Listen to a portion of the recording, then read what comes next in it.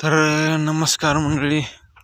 तर बघू शकता तुम्ही आपलं सोयाबीन इथे थोडं बेरल्यासारखं झालंय. बाकी सगळं चांगलं आहे, इकडं व्यवस्थित आलंय एकदम. सध्या पावसाची आवश्यकता आहे बघा. पाणी नसल्यामुळं थोडी वाढ कमी झालेली आहे. पाणी असलं तर चांगलं आलं असतं. हे बघा आंबे इकडं एकदम व्यवस्थित आलेत, फुटले जाता. थोडं सोयाबीन पेरलं इथं, बाकी सगळं आहे व्यवस्थित. पाऊस पण नाही गेल्यामुळं अडचण झालेली आहे. तर शेवग्याचं झाड बघा एकदम भारी कसं फुटलंय. कमेंटमध्ये सांगा. शेवगा खाण्यासाठी शेवगा शरीरासाठी एकदम उपयुक्त भारी असतो बरं का. तर बघा हे हारणं येऊ नये म्हणून केलेला जुगाड कसा आहे, कमेंटमध्ये सांगा कसा आहे जुगाड. इथे एक आहे, म्हणजे याला हारणं थोडं भेतात. त्यासाठी जे खाण्याची सोयाबीन खाण्याची शक्यता कमी असते. थांबा तुम्हाला तूर दाखवतो. तूर पण भारी आलेले बरं का. एक मिनिट थांबा.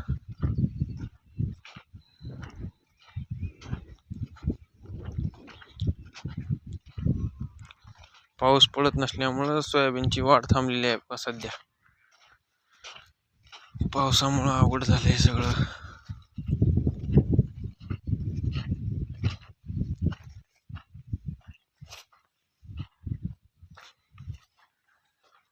तूर बघा, तूर कशी आली बघा तूर.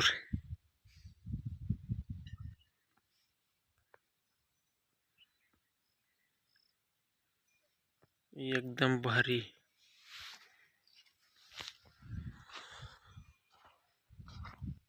थोडं पातळ झाल्यासारखं वाटतं, थोडं येईल एकदम व्यवस्थित.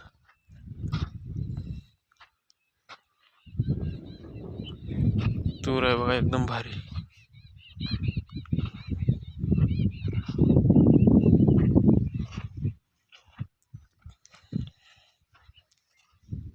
तर बघा मित्रांनो, आपला परिसर कसा आहे शेताकडला.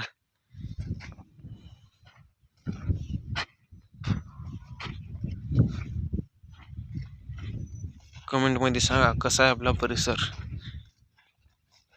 किंवा आपला मोठा आंबा.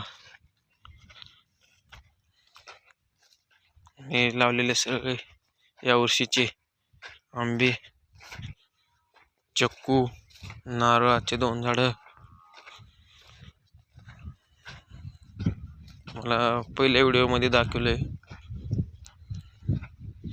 तर आणखी एक वेळेस दाखवतो थांबा. जुगाड, देशी जुगाड.